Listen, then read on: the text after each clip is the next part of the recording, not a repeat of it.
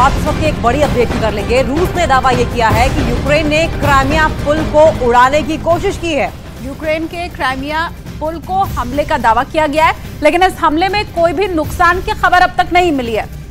तो ये बड़ी अपडेट आपको बता दें, क्राइमिया पुल को लेकर लगातार खबरें सामने आती रही हैं और ऐसे में रशिया की ओर से दावा इस बात का किया जाता रहा है कि जो क्राइमिया पुल है उस पर अटैक किया गया है। और दरअसल क्राइमिया पुल इसलिए बेहद इंपॉर्टेंट है क्योंकि यूक्रेन से सीधा रास्ता जो रशिया को लेकर जोड़ता है वो क्राइमिया पुल से होकर जाता है, जिस पर पहले ही लगातार 4 बार अटैक हो चुके हैं। और वहीं रूस यूक्रेन युद्ध के बीच एक और बड़ी खबर मिल रही है कि पुतिन के पास टैंकों का टोटा इस वक्त पड़ गया है। पुतिन 75 साल बूढ़े टैंकों को यूक्रेन में भेजने के लिए मजबूर हैं। रूस के 1500 ऐसे टैंक हैं क्योंकि जो कि इस वक्त जंग खा रहे हैं, उन्हें अब यूक्रेन रवाना किया जा रहा है। जंग के मैदान में रूस को जिस स्तर पर हथियारों का नुकसान उठाना पड़ा है, उसे देखते हुए बुजुर्ग टैंकों की तैनाती अब बहुत बड़ी मुसीबत बन सकती है।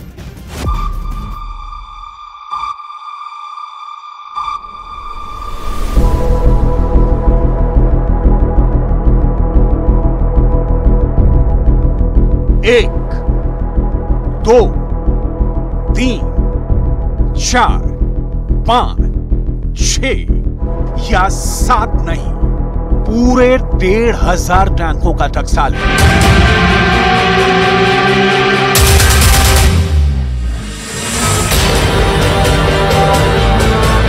दुनिया में शायद ही कहीं 1500 टैंकों को एक जगह इस कदर इकट्ठा किया होगा।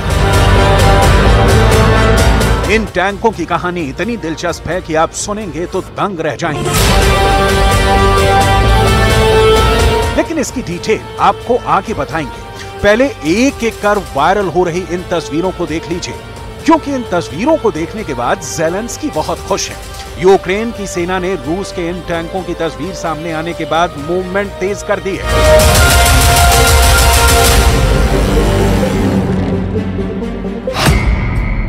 एक साथ 1500 टैंक देख क्यों खुश हुए ज़ेलेंस्की के जनरल? इतनी बड़ी तादाद में रूस ने क्यों इकट्ठा किए टैंक?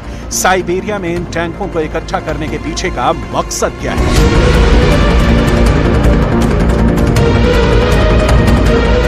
सिर्फ इन 3 सवालों का जवाब जानने के लिए इन टैंकों की हिस्ट्री, ज्योग्राफी और बायोलॉजी की डिटेल समझनी होगी। पश्चिमी मीडिया में छपी रिपोर्ट के मुताबिक ये टैंक साइबेरिया के ओपन एयर डिपो से यूक्रेन के युद्ध मैदान की ओर रवाना किए जा रहे हैं। लेकिन टैंकों की ये रूटीन रवानगी नहीं है, क्योंकि ये टैंक सामान्य नहीं बल्कि बेहद असामान्य है। जी, बेहद असामान्य, क्योंकि ये टैंक डिपो में अब तक जंग खा रहे थे। रूस ने इन्हें एक तरह से त्याग दिया था क्योंकि ये बहुत पुराने हैं। इनका मॉडल, इनके अटैक का तरीका काफी पुराना हो चुका है।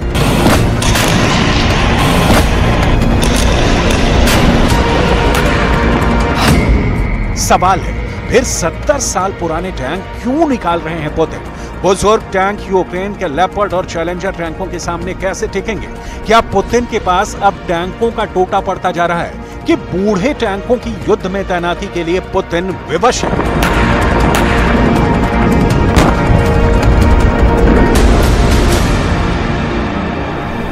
इन सवालों का जवाब एक एक कर आपको उसकी डिटेल के साथ दिखाएंगे।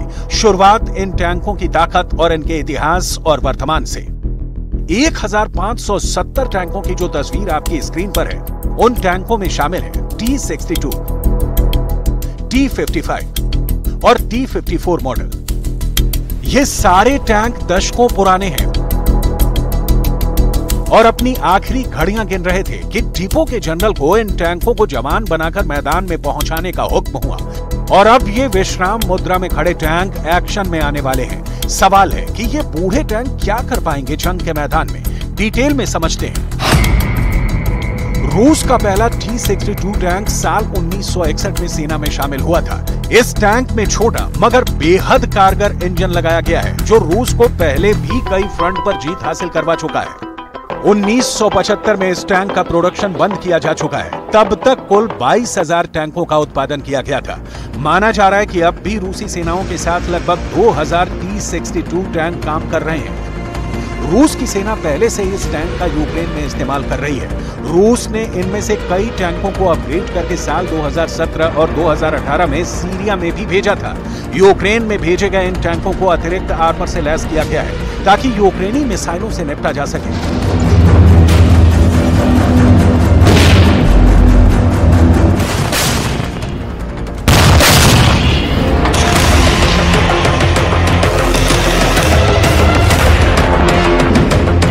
T-62 की मेंटेनेंस कॉस्ट बेहद कम होती है, जो रूस के लिए फायदे की बात है। एक्सपर्ट्स मानते हैं कि T-62 टैंक के जरिए घनी आबादी वाले इलाकों और पहाड़ी इलाकों में ऑपरेशन में आसानी होती है। यही कारण है कि T-62 टैंकों को पुतिन ने पिछले ही साल यूक्रेन की लड़ाई में उतार दिया और अगले साल यानी 2023 के मैदान में भेजने के लिए 800 T-62 टैंकों को अपग्रेड करने का हुक्म दिया, क्योंकि पुतिन के टैंकों को ज़ेलेंस्की ने मिट्टी में मिला दिया।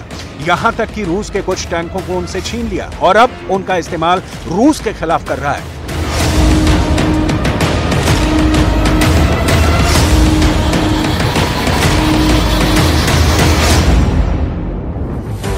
पुतिन के टैंकों के ऐसे हश्र की इनसाइड स्टोरी आपको दिखा चुके हैं। अभी रेल से भेजे जा रहे पुतिन के 2 बूढ़े टैंकों की डिटेल देख लीजिए।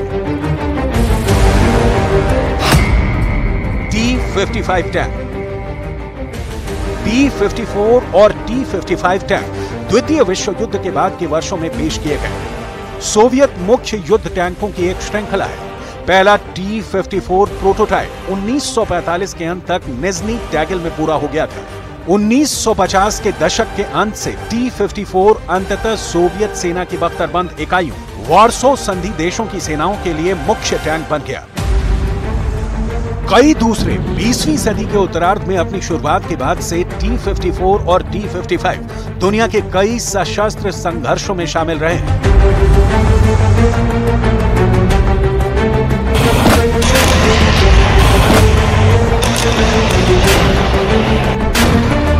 T-54 और T-55 टैंक रूस ने सेकेंड वर्ल्ड वॉर के दौरान लॉन्च किया था। पहला T-54 प्रोटोटाइप 1945 के अंत तक तैयार हो गया था। इसके बाद इन टैंकों में कई बार अपग्रेडेशन का काम हुआ। 1950 के दशक के अंत तक ये टैंक सोवियत सेना के लिए मुख्य युद्धक टैंक बन गया।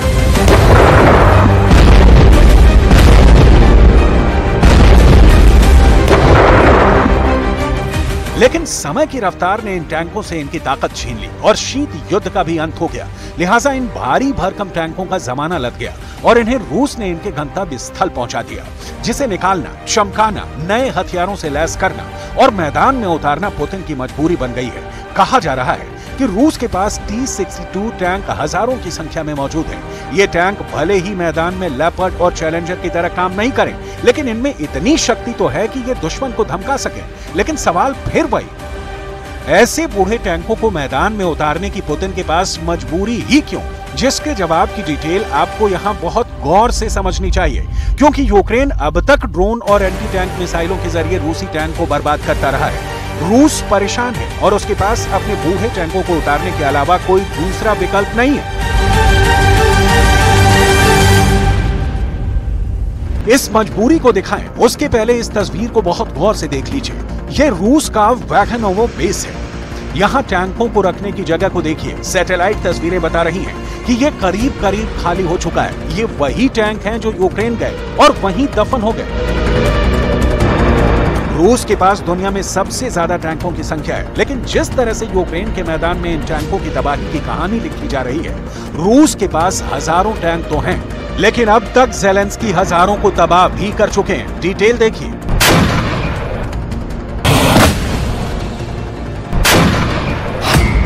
$4,300 tank, 8,303 armoured combat vehicle, 5,028 artillery,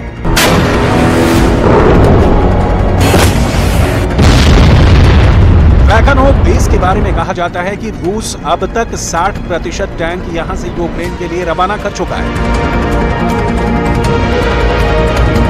रूस के पश्चिमी मीडिया की रिपोर्ट के मुताबिक इस बेस पर 3,840 टैंक कभी हुआ करते थे, लेकिन 24 फरवरी आई और उसके 8 महीनों के भीतर ही यहां से टैंक यूक्रेन रवाना होना शुरू हो गए।